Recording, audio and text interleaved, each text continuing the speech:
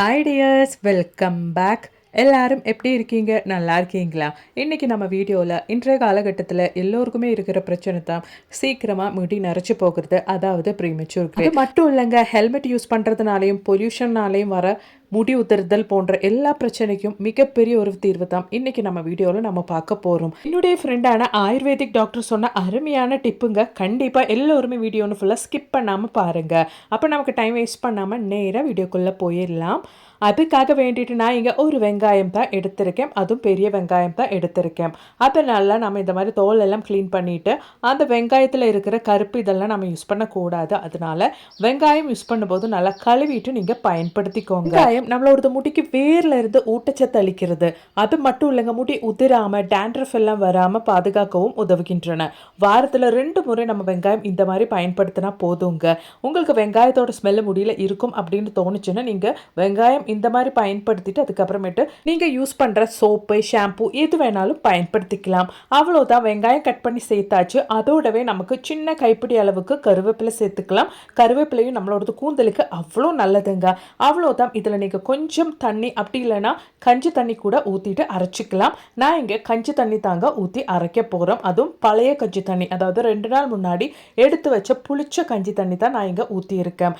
இந்த மாதிரி ஒரு சொல்யூஷன் நீங்கள் வீட்டில் ரெடி பண்ணி வச்சுட்டீங்கன்னா ஹெல்மெட் யூஸ் பண்ணுறதுனாலையும் பொல்யூஷன்னாலையும் வர முடி உதிர்தல் அது மட்டும் இல்லைங்க, இன்றைய காலகட்டத்தில் எல்லோருக்குமே இருக்கிற சீக்கிரமாக முடி நரைச்சி போகிறது அப்படின்ற பிரச்சனையே இருக்காதுங்க.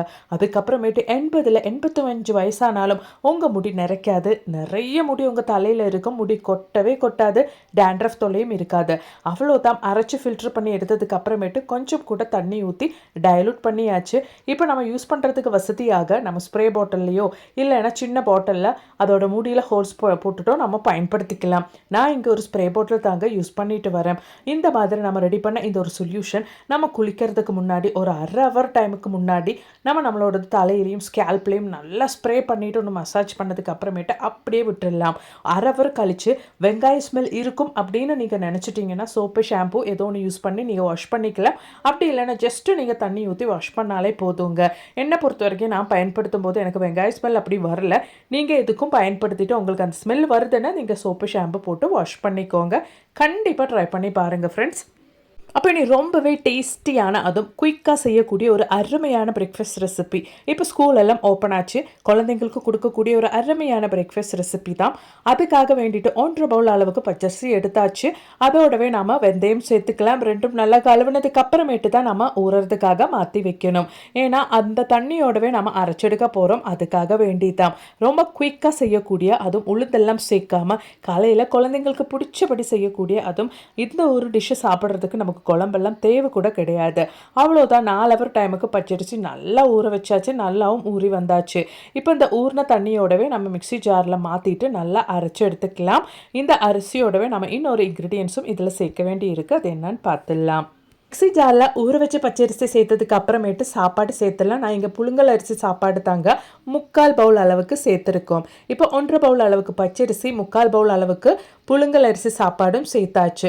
இப்போ நம்ம ஊறின தண்ணி ஊற்றி தேவையான அளவுக்கு ஊற்றிட்டு கரெக்டான கன்சிஸ்டன்சிக்கு அரைச்சி எடுத்துடலாம். இந்த டைமே நம்ம தேவையான உப்பு சேர்த்துக்கலாம். அப்படி இல்லைன்னா நீங்கள் மாவு மிக்ஸ் பண்ணி வைக்கும் போதும் உப்பு சேர்த்துக்கலாம்.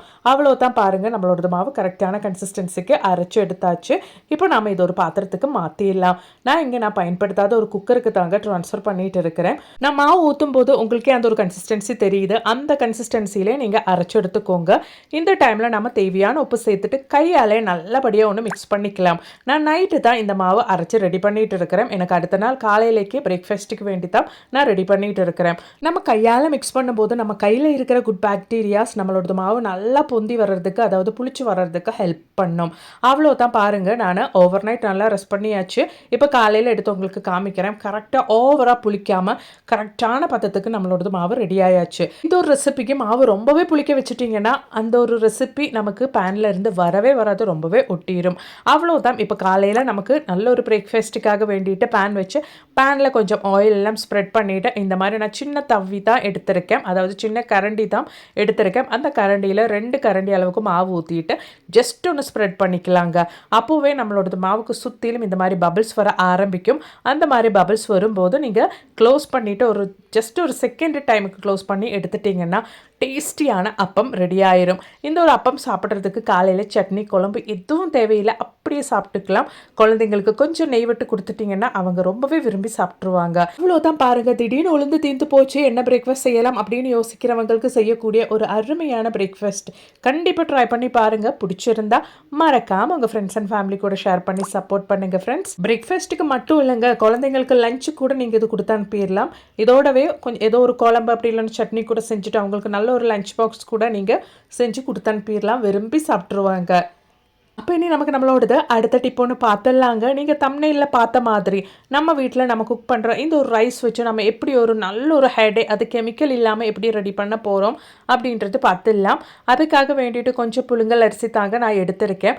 நீங்கள் எந்த ரைஸ் பயன்படுத்துகிறீங்களோ அந்த ரைஸை நீங்கள் எடுத்துக்கலாம். இப்போ நம்மளோட ரைஸ் தேவையான அளவுக்கு கடாயில் போட்டு நல்லா ஒன்று லோ ஃப்ளேமில் போட்டு இந்த மாதிரி நீங்கள் வறுத்து எடுத்துக்கோங்க.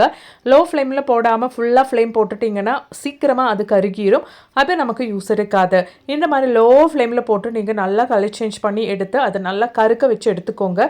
இந்த மாதிரி கலர் சேஞ்ச் ஆகும்போது ஒரு அரை டீஸ்பூன் அளவுக்கு வெந்தயம் சேர்த்துக்கோங்க. அவ்வளோதான் பாருங்கள், லோ ஃப்ளேமில் போட்டு நான் நல்லா கலர் சேஞ்ச் பண்ணி எடுத்தாச்சு. இந்த ஸ்டேஜில் நம்ம ஃப்ளேம் ஆஃப் பண்ணிக்கலாம். லைட்டாக ஒன்று சூடு ஆறுனதுக்கு அப்புறமேட்டு மிக்ஸி ஜாரில் போட்டு நல்லபடியாக ஒன்று பொடிச்சு எடுத்துடலாம். இதில் வெந்தயமும் இருக்குது, அது மாதிரி ரைஸும் இருக்குது. ரைஸும் வெந்தயம் நம்மளோடது கூந்தலுக்கு அவ்வளோ நல்லதுங்க. உங்களுக்கு முடி ரொம்ப கொட்டுது, நீங்கள் தலை சீவும் போது முடி ரொம்பவே அந்த சீப்போடு வருது, அந்த மாதிரியெல்லாம் இருக்கிறவங்களா இருந்தால், அது மட்டும் இல்லை இப்போவே சின்ன வயசுலேயே உங்களுக்கு முடியெல்லாம் நிறச்சி போகிற மாதிரி இருக்குதுன்னா இப்போவே நீங்கள் இந்த மாதிரி உங்கள் தலையில் பயன்படுத்த ஆரம்பிச்சிட்டிங்கன்னா சீக்கிரமாக உங்களுக்கு அந்த முடி நிறச்சி போகிற பிரச்சனை இல்லாமல் போயிடும். வறுத்த அரிசி கையில் பிடிச்சி நல்லா இந்த மாதிரி ப்ரெஸ் பண்ணும்போதே உங்களுக்கு அந்த அரிசி நல்லா பொடிஞ்சு வரணும். அதுதான் கரெக்டான பதம்.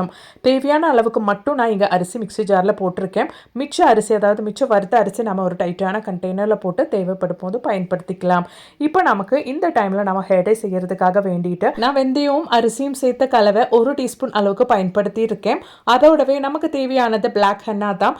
இது ஆயுர்வேதிக் ஷாப்ல இருந்து நம்ம வாங்குறதுங்க. 100% நேச்சுரல் இன்கிரீடியன்ஸ் அடங்கி இருக்கிற கெமிக்கல் இல்லாத பிளாக் ஹென்னாங்கிறது. இது பயன்படுத்தும் போது நம்ம கூந்தலுக்கு எந்த பிரச்சனையும் வராது. அது மட்டும் இல்லைங்க, இன்ஸ்டண்டாக நல்ல ஒரு பிளாக் கலர் கொடுக்கும். இந்த ரைஸ் அது மாதிரியே நம்மளோட வெந்தயம் வறுத்த அந்த ஒரு பவுடரோடவே நான் ஒரு அரை டீஸ்பூன் அளவுக்கு பிளாக் ஹென்னா சேர்த்தாச்சு. இப்போ நீங்கள் எந்த ஷாம்பு பயன்படுத்துகிறீங்களோ அந்த ஷாம்பு இதோடவே சேர்த்துக்கோங்க தேவையான அளவுக்கு. அதாவது நீங்கள் ரெகுலராக ஷாம்பு பயன்படுத்தும் போது எவ்வளோ யூஸ் பண்ணுவீங்களோ அவ்வளோ சேர்த்துக்கோங்க. இதோடவே திக்கான ஃப்ரெஷ்ஷான கஞ்சி தண்ணி கொஞ்சம் ஆட் பண்ணிக்கலாம். அதாவது நமக்கு அந்த டை கரெக்டாக மிக்ஸ் பண்ணுற அந்த ஒரு கன்சிஸ்டன்சி அளவுக்கு கஞ்சி தண்ணி சேர்த்துக்கலாம். நல்ல ஃப்ரெஷ்ஷான கஞ்சி தண்ணி தான், பழைய கஞ்சி தண்ணி கிடையாது. இப்போ நல்லா மிக்ஸ் பண்ணி ஒரு ஹேர் டை கன்சிஸ்டன்சிக்கு நம்ம ரெடி பண்ணிட்டு எங்கெங்கே நமக்கு வெள்ளை முடி இருக்குதோ அங்கே மட்டும் இல்லை எல்லா இடத்துலையும் நம்ம தலைமுடியில் நம்ம அப்ளை பண்ணிட்டு வந்துட்டோம்னா உங்களுக்கு முடி உதிர்தல், அது மட்டும் இல்லை டேண்ட்ரஃப் தொல்லை, முடி ரொம்பவே ஒரு மாதிரி ஃப்ரிஸி ஆகிற பிரச்சனை எல்லாம் இல்லாமல் உங்கள் முடி வேரில் இருந்து நல்ல கருப்பாகிறதுக்கு ஆரம்பிக்கும். அது மட்டும் இல்லைங்க, நேச்சுரல் இன்க்ரீடியன்ஸை நம்ம சேர்த்துருக்கிறதுனாலேயே நம்ம முடிக்கு எந்த பிரச்சனையும் இருக்காது. நிறைய பேருக்கு இருக்கிற பிரச்சனை தான் டை பண்ணால் முடி ரொம்ப ட்ரை ஆகிறது, அந்த மாதிரி எல்லாம். அந்த மாதிரி பிரச்சனையெல்லாம் இல்லாமல் வித்தின் மினிட்ஸில் உங்கள் முடியில் நீங்கள் இந்த டை போட்டு காயிற டைமில் நீங்கள் வாஷ் பண்ணிட்டீங்கன்னா நல்லபடியாக உங்கள் முடி நேச்சுரலாகவே கருப்பாக மாறி இருக்கும். அது மட்டும் இல்லை, இந்த மெத்தடில் நீங்கள் ஹேடை செய்யும் போது நிறைய நாளைக்கு உங்களுக்கு அந்த கருப்பு கலர் நீடிக்கவும் செய்யும். இனி நீங்கள் ஹேடை செய்யும் போது ஒரு முறை இப்படி ஒன்று ட்ரை பண்ணி பாருங்கள் ஃப்ரெண்ட்ஸ். என்னோடது ஃப்ரெண்டான ஆயுர்வேதிக் டாக்டர் சொன்ன ஒரு அருமையான ஹேடை மெத்தடுங்க. கண்டிப்பாக ட்ரை பண்ணுங்க. அலர்ஜி இருக்கிறவங்க ஜஸ்ட் ஒன்று கொஞ்சம் உங்கள் தலையில் அப்ளை பண்ணிவிட்டு எந்த பிரச்சனையும் இல்லை அப்படின்னா மட்டும் முழுசாக அப்ளை பண்ணிக்கோங்க. அது மட்டும் இல்லைங்க, நல்ல நிறைய வீடியோஸ் நான் என் சேனலில் ஆட் பண்ணியிருக்கேன். அது கூட கொஞ்சம் செக் பண்ணி பாருங்கள். தேங்க்ஸ் ஃபார் வாட்சிங்.